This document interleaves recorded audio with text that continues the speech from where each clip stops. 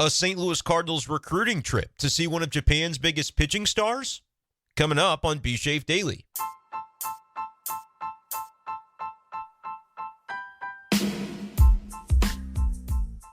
What's going on, everybody, and welcome in to this edition of B-Shape Daily. Brendan Schaefer here with you in the morning hours of Wednesday, October 18th, 2023. The League Championship Series in Major League Baseball going on here this week.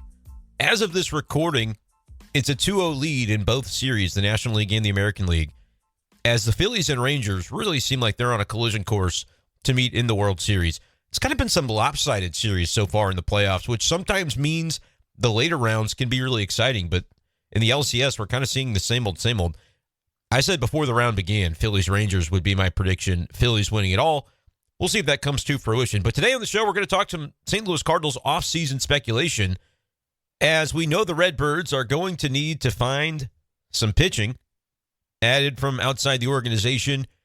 We know that the Yadier Molina to the coaching staff potentially conversation is still sort of circulating. More reports coming out that that's something that could be going on. I saw my buddy Luis Nola with KTRS put out a tweet after Yadi had evidently met with a news station or something like that in Puerto Rico and had some more things to say about the notion of joining the Cardinals coaching staff. Said, this is from Luis's tweet, "I had the opportunity when I went to see Adam Wainwright a couple of weeks ago to sit down with management, and a few points were talked about." That's from Yadi. Then he added, "We hope that if something happens, it will happen soon, and if not, then I would still be willing to continue helping them when they need me while I'm here in Puerto Rico. They have the knowledge of my willingness," which then in parentheses says to take a position in management or the coaching staff. So we'll see. It sounds like Yadi is willing. What exactly the position he would like to take? Would the Cardinals be willing to give him that particular position? I guess that will come in time. But I know Katie Wu reported after Martin Kilcoyne had sort of kicked this off and got the ball rolling with his report last week. Katie Wu for The Athletic had an article within the last couple of days that mentioned it as well. So I think this is definitely something that's going on, as we talked about on the last B-Shape Daily, which I released over the weekend. So if you happen to miss it, scroll back on the B-Shape Daily timeline on Spotify and Apple Podcasts, and definitely on YouTube, because I kind of picked a really dumb time to release that. So I don't think as many people saw it as otherwise would have. But this time, we're talking not about that as much, but more about the pitching stuff, because that's the other big topic of the offseason for the Cardinals. They need to add starting pitching. They really need to add 3 starting pitchers. We still haven't seen an end-of-season press conference or anything like that, so we don't know exactly what John Mozeliak would say present day about the need to add from outside for the pitching staff. Remember, in August, he said 3, and then he continued to say 3 until the last day of the season when he said, well, maybe not 3. And now we're just kind of waiting to see what the Cardinals will do. However, if there is one guy that I know a lot of Cardinals fans would like to see in Birds on the bat next year, it's Yoshinobu Yamamoto, Japanese superstar who will be posted for Major League Baseball, expected to join a Major League team this offseason, 25 years old, and one of the studs of Japanese baseball at this point in time. In the prime of his career, has just been a monster with the way he has performed.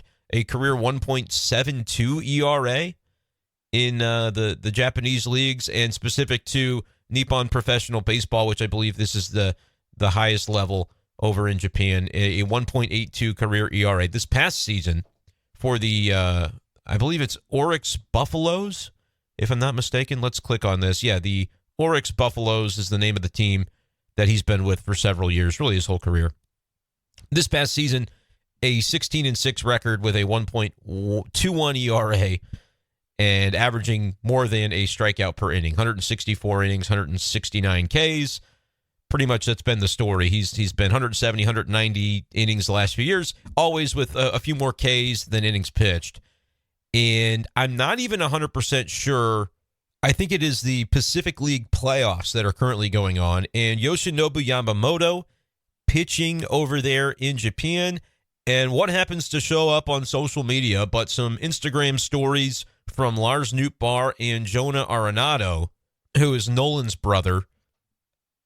Instagram story from the stadium there in Japan.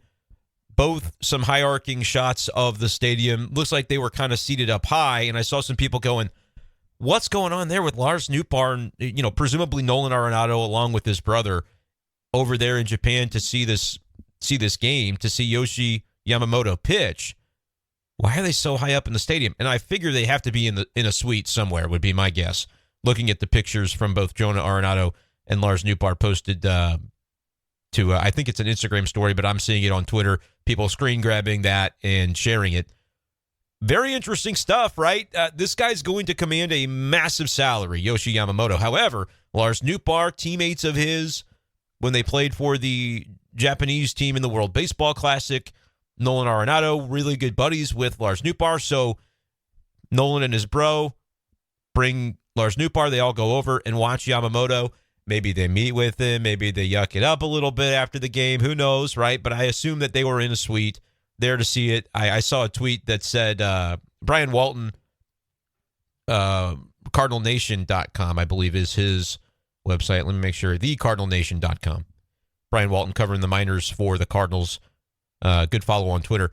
He retweeted it looks like a Japanese account that mentioned the presence of Lars Nootbaar, and it looks like he's in an Oryx Buffaloes jersey. There's a picture of him in the suite, and it's all written in Japanese, so I don't know what it says. But Brian retweeted that, mentioning that these guys were there.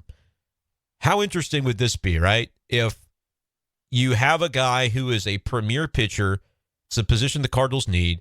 He's going to get a huge salary, but we know that the Cardinals are going to be willing to spend. They have to be willing to spend to some extent this offseason. And maybe that pre-existing relationship with Lars Nootbaar could be something that could compel Yamamoto to, at the very least, give the Cardinals a look, right? Because there's going to be a ton of teams that are interested in this player. Very talented player, entering the prime of his career at 25 years old, has been just a dominant pitcher in Nippon professional baseball.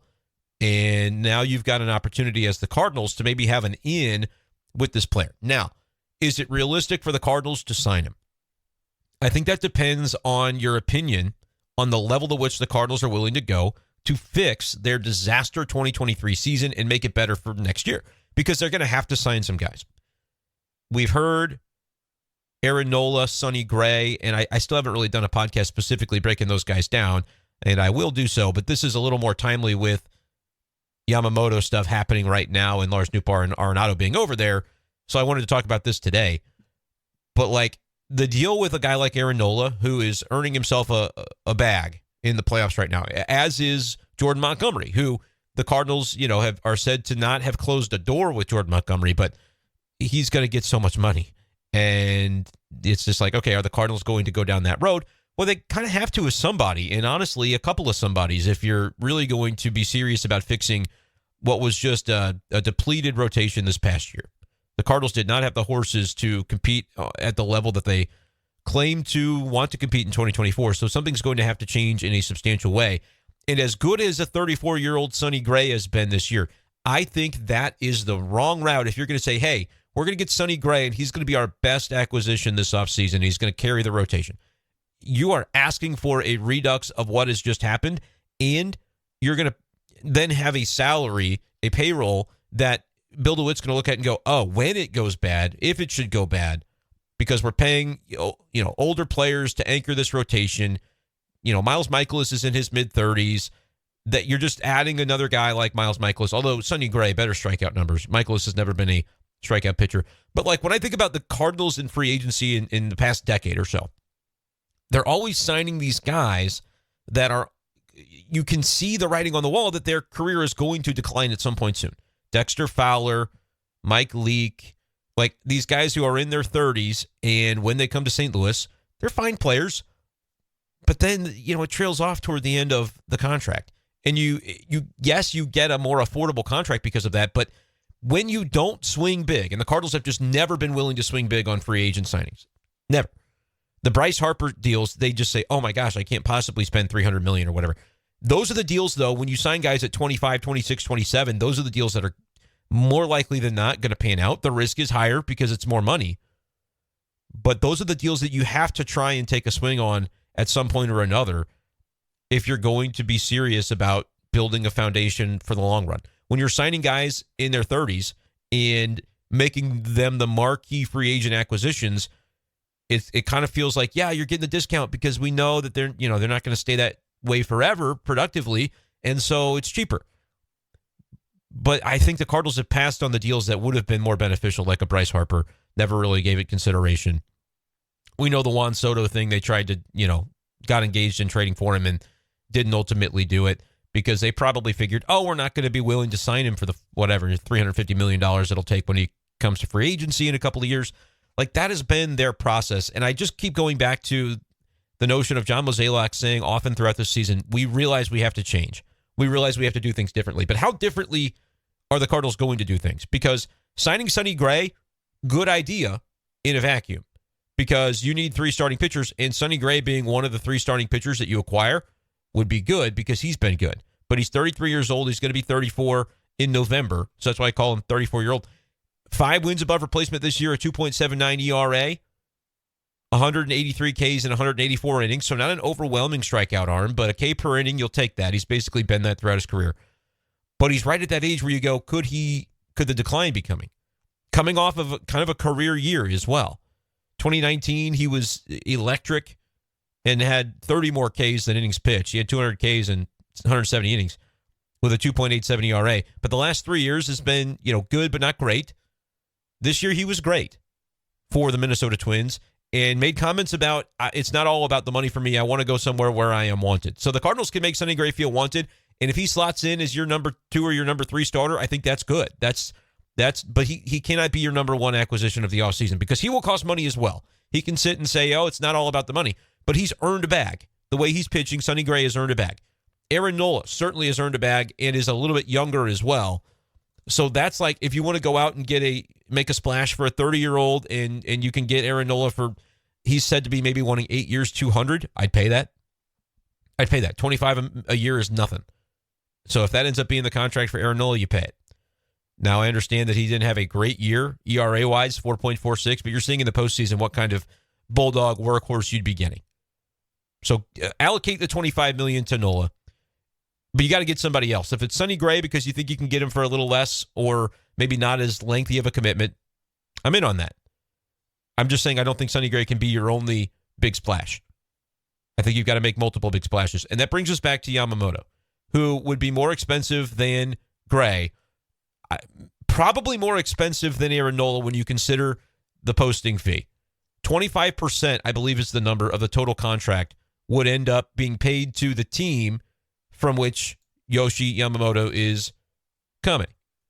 Right? So you basically, when the Japanese teams post these players to come to the big leagues, to MLB, that's just on top of it, the posting fee, I believe is what it's called.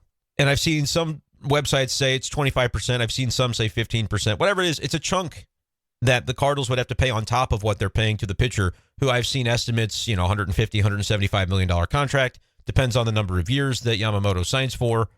But those are kind of the expectations to where if you add on another 20, 25% to those numbers, you're talking about a $200 million outlay that the Cardinals would ultimately have to pay. Very un-Cardinals-like in the way that we've seen them operate in the past.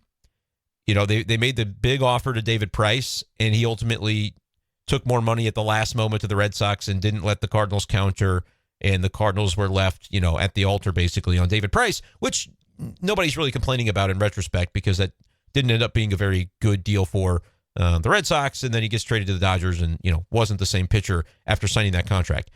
But the Cardinals rarely have been willing to go to those lengths. For Giancarlo Stanton, they were willing to trade for him, and knowing that the contract was massive, that was something they were willing to do. Stanton didn't want to come here. But those are like isolated examples of the Cardinals dipping their toes into the water, and just for whatever reason, those contracts don't come to fruition. So we just haven't seen the Cardinals be willing to do it and then actually execute it on these kind of free agents or big trade targets that effectively Giancarlo was a free agent because he had a no-trade clause, the only one the Marlins ever gave out, and he could basically choose his destination. So we just know the history for the Cardinals, and how much are they going to be willing to buck that history, to buck those trends and say, we do need to change, and we need to be vaulting into the top 10 in payroll at a minimum if we want to compete. Because you're looking at teams like the Phillies and saying, well, 87 wins, 90 wins, they have a wild card a couple of years in a row. Yeah, all you got to do is sneak in the playoffs. No. That's not how any of this works. Teams like the Diamondbacks snuck into the playoffs because they've got a young core, they've got some good veterans, they've put a nice roster together. They snuck into the playoffs. That's not going to get the Diamondbacks to the World Series. The Phillies are going to be the team that's in the World Series. The Phillies are going to be the team that is poised to compete to win the World Series. Not because of how many wins they had during the regular season, but because of their payroll and the free agents that they brought in, combined with the development of the players that they had in the system. But you look at the people that are leading that club: Bryce Harper, Trey Turner, Aaron Nola. Harper and Turner were brought in via free agency, and the Phillies paid a bag to get those guys. Aaron Nola developed, and they extended him at one point in time, so they're still paying him. Now he's going to get the full big-time bag in free agency. Zach Wheeler, brought in free agent. They are paying the players that are carrying them. You have to be right about the guys that you decide to pay, but you have to do it more times than not to be able to win. How about the Texas Rangers? We know what they did in the offseason. Signing Max Scherzer, like the guys that they brought in, they're carrying that team. Corey Seager was a big signing. They were willing to spend. They have young players like Evan Carter emerging. That's what makes a World Series caliber team, is the emerging talent combined with the guys that you say, hey, we got to go out and get some dudes and we'll pay for them. That's what the Rangers have done. The Astros, we'll see if they're able to bounce back. I still think the Rangers win that series. But the Astros, we know their story. The development of the players within was tremendous, but then they also have supplemented. They signed Jose Abreu, who starts slow, but he's coming alive in the playoffs. You've got to be able to spend. And the Astros are in the top 10 or so in payroll too, I think. The Cardinals were not this year. They were like in the middle of the pack, 14th, 16th, somewhere in there, depending on which roster website you look at. The Cardinals have got to be able to spend more. They continue to get $3 million through the gates. Okay, use it. If you want to tout the wonderful support that the fans are giving you, despite a 91-loss season, like this was an S show in St. Louis this year. It cannot happen again. If these guys are serious about wanting to, say we're this organization and we've got all this history and you cannot let it happen again. And that means you have to spend like it. You have to spend like you mean it. You have to make trades like you mean it. You have to be aggressive. Not saying you mortgage the future, but I think the Cardinals have enough talent in the organization that they can trade some of it and reallocate that talent in a different way and just make good trades. There are teams that make good trades. The Cardinals haven't made very many good trades in the last few years in terms of like the baseball trades that, yeah, it might hurt. It's a risk, but let's see what happens and try to win one of those trades. I'm not talking about the trades for Arenado and Goldschmidt. Those are taking advantage of organizations that just didn't want to pay a player. And so you're the beneficiary because you decided you're willing to pay those guys. I'm talking about trades that when you make them, you go, I don't know if this is going to work out. Not, hey, we're going to land a superstar for peanuts. Anybody would make those trades. They need to make the kinds of trades, I think, that might seem a little risky, but then they need to pan out. But more than that, the one thing you can guarantee is if you pay these players, they will be on your team. And you don't have to give up talent to get them. You have to give up money. Bill DeWitt's got to be willing to give up money. John Mozeliak's got to be able to get the guys to sign on the dotted line this offseason. Yoshinobu Yamamoto would be the number one acquisition for me for the Cardinals over Aaron Nola, over Sonny Gray, over anybody else. And here's why. You get to keep your draft pick. Cardinals gave up a second-round draft pick in the allocated bonus pool associated with that draft pick when they signed Wilson Contreras. If you decide to go the Yamamoto route, and yeah, you're going to pay extra money, you still get the draft pick in that second round. The compensation pick isn't tied to players from Japan. It would be tied to Aaron Nola. I assume Sonny Gray as well would be tied to Sonny Gray.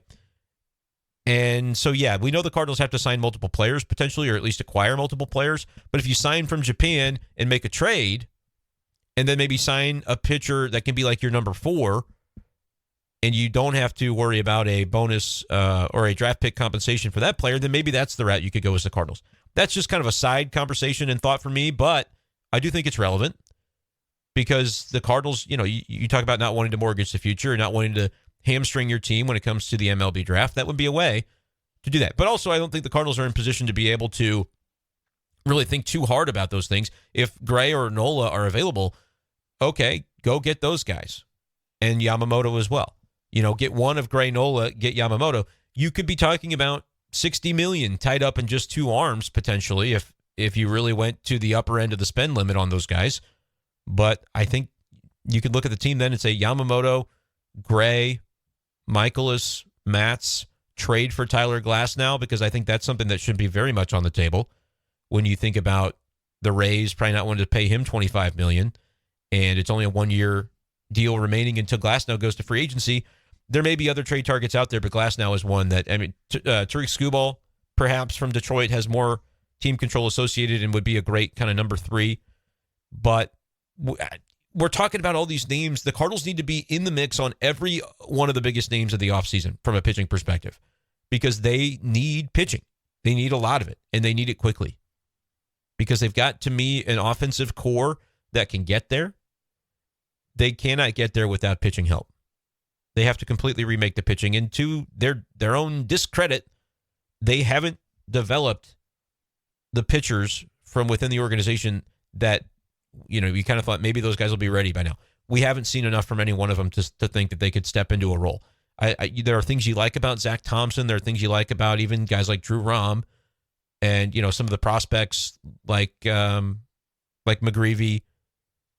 There are guys in AAA that maybe they do emerge. Graceffo is another example. But right now, you can't come into a make or break season counting on any of those guys to be main roles for your rotation. You cannot do it. The degree to which the Cardinals realize that, I don't know. We talked to Ollie Marmol the last day of the season, and I asked him, how confident are you that the front office, because Ollie kept saying, we know what needs to happen. You got to go get 3 pitchers? Well, that's what needs to happen. Yeah, but do you think it's going to happen? That's what needs to happen. I mean, this was literally basically a transcript of the conversation with Ollie. So he was clear. Like, we know what needs to happen. So I asked, what needs to happen? Do your conversations with the front office match that? Have they instilled confidence that you're all on the same page about what needs to happen? And he said yes. So to that end, the Cardinals are going to have to make a couple of splashes. Is the third one going to be a big one, or is it going to be kind of like a, depth piece that nobody's excited about? Yeah, it's probably going to be more like that. But if you get 2 big guns and then just fill out the rest of the group with depth, that's at least going to give you a chance. But it depends on who those big guns are. If Sonny Gray is the best one and the second best one is someone that we don't even know about, we're going to be skeptical. And we're going to say, well, Mo, you said it had to be different. Doesn't this feel kind of like more of the same?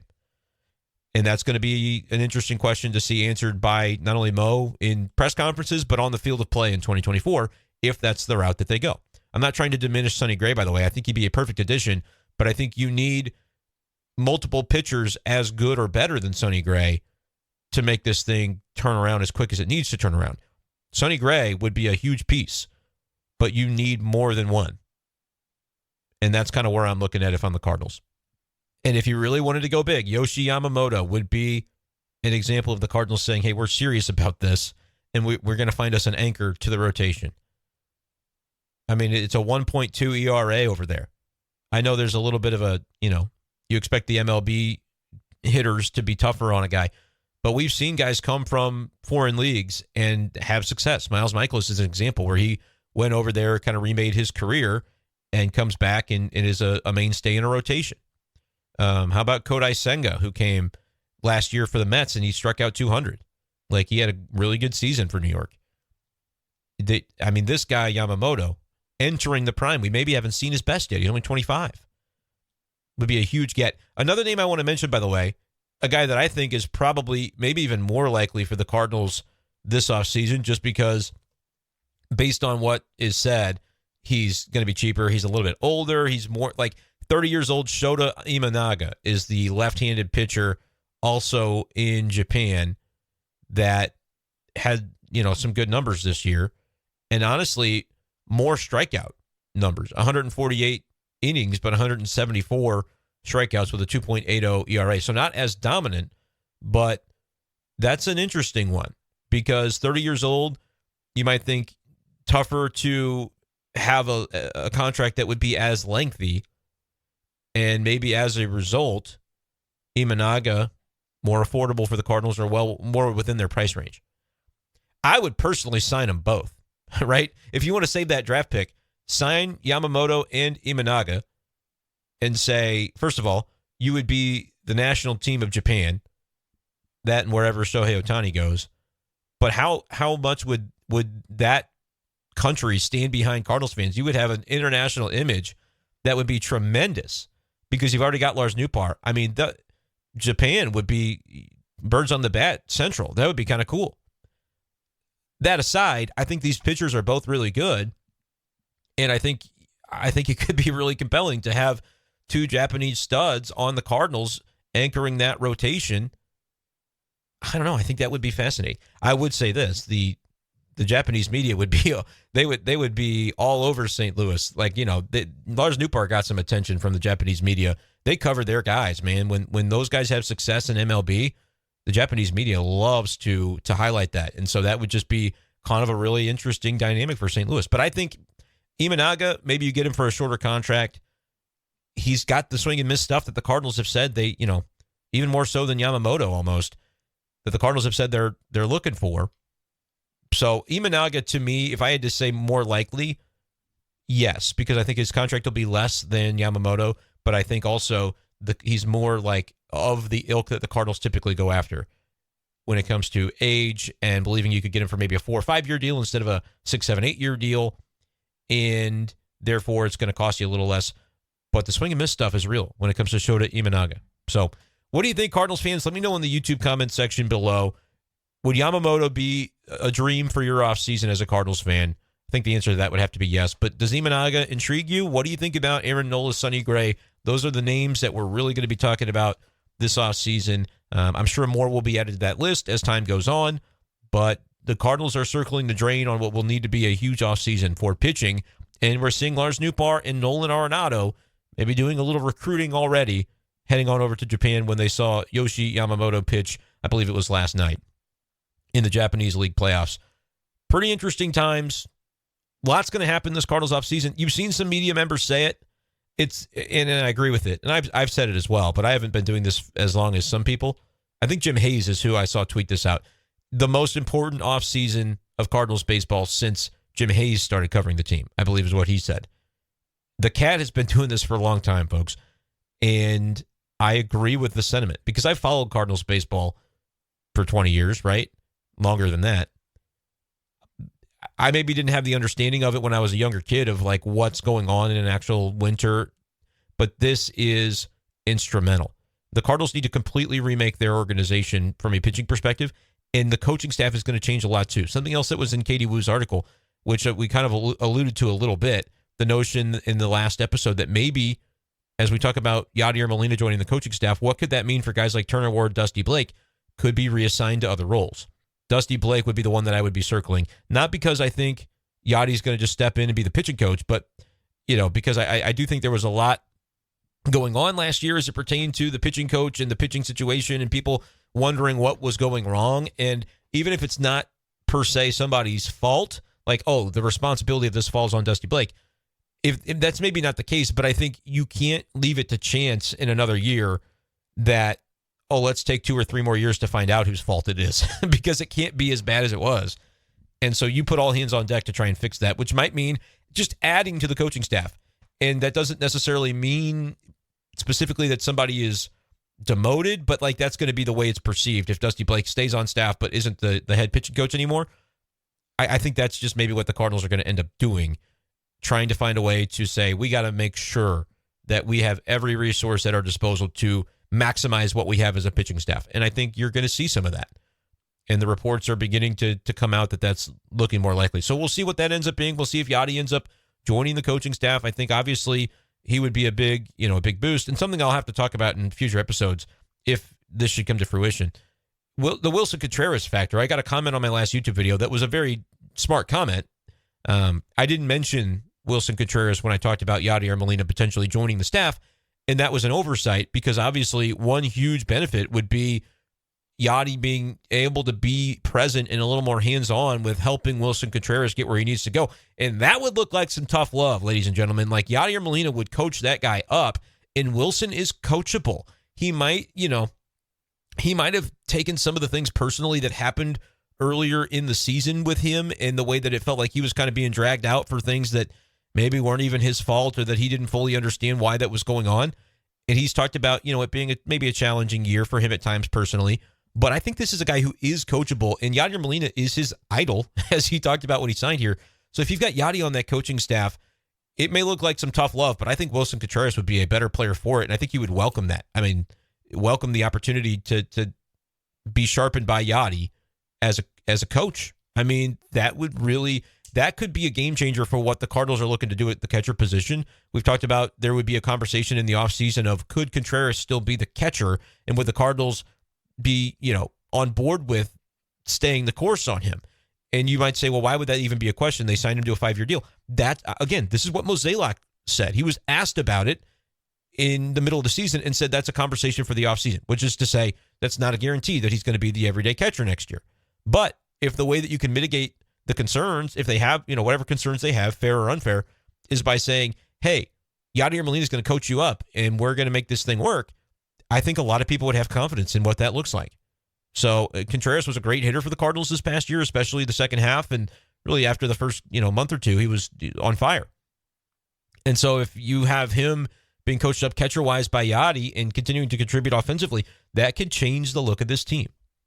And I think that could be part of the reason the Cardinals are so serious about trying to figure it out, because they realized that the Yadi void was noticeable after Yadi was gone. Not just in terms of the in-game stuff, but everything behind the scenes, I think, is what was maybe lacking for the Cardinals. And having him in the room, they probably have to pay him a nice salary because this guy, he's not doing it for free. But I think it would be very valuable to have him. And the Contreras angle is one I should have mentioned the first time. So thank you to the commenter who brought it up. I think it's a very valid point and might be the driving factor in the Cardinals really strongly considering this. So let me know what you think about that and about the notion of the Cardinals chasing some pitching this offseason in the YouTube comment section below. Make sure you hit subscribe to this channel here on YouTube. Brendan Schaefer, St. Louis Cardinals writer. Subscribe to Be Shafe Daily on Spotify and Apple Podcasts, and stay tuned for Cardinals content throughout the offseason, one that I believe is going to be a very, very busy offseason for the St. Louis Cardinals. Thank you guys for listening today, though. That's going to do it for this edition of the show. We'll talk to you next time on Be Shafe Daily. Peace.